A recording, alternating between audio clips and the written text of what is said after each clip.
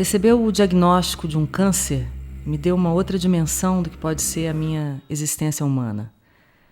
De como vivê-la, de estabelecer novas prioridades, rever questões profundas, relacionamentos, ou mesmo de redimensionar a minha relação com o tempo. Ou numa perspectiva mais espiritualizada, a minha passagem por esse planeta. Não se trata apenas de realizar coisas que a gente adiava. Pode ser que sim. Ou pode ser que se trate de desistir de planos que deixam de ser importantes assim, de repente. O câncer é uma bolada nas costas. Esse foi o meu primeiro sentimento. Como se a vida lhe traísse quando você menos espera. Quando você não está jogando. Mas depois do impacto e da dor, você percebe que não está sozinho. Esse é um diagnóstico que atinge milhões de pessoas em todo o mundo.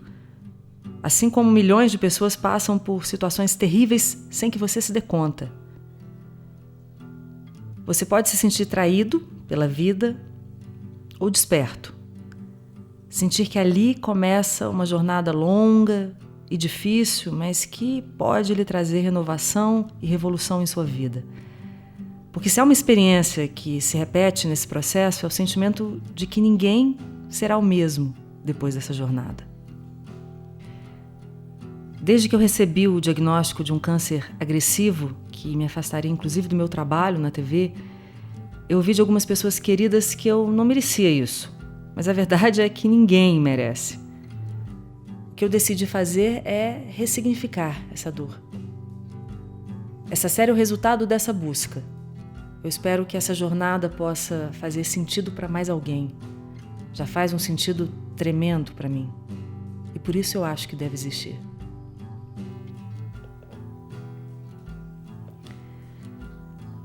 Acho que a primeira parte de qualquer cura é aceitar que a gente está doente. O que não é fácil.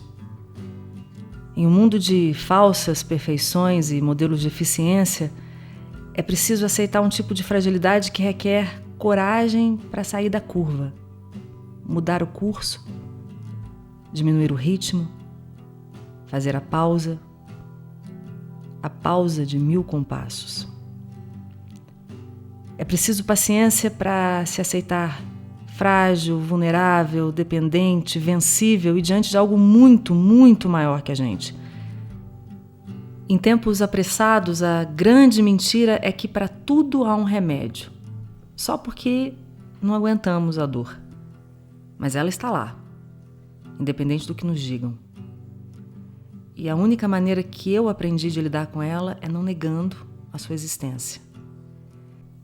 É preciso aceitar a dor, as nossas limitações, a tristeza, para só então encontrar essa outra potência completamente humana, forjada a água, terra, fogo e ar. Tudo em nós. O nosso eixo fundamental. Amanhã, hoje é ontem, é uma pergunta que a minha filha me fez quando ela tinha uns 5 anos e tentava entender a diferença entre os tempos, passado, presente, futuro.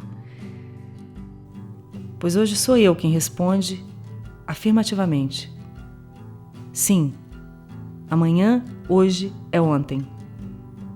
Tudo está conectado e tudo vai passar.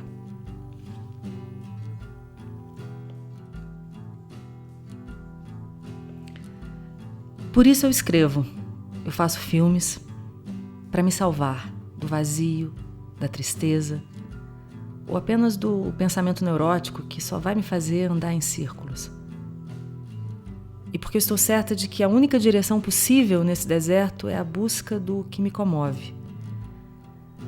Não a beleza, essa óbvia, mas aquela ao alcance de quem queira vê-la.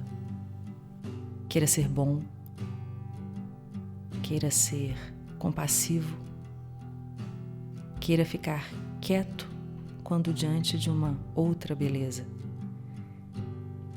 Que então apenas olhe para nós e por um instante se reflita em nós.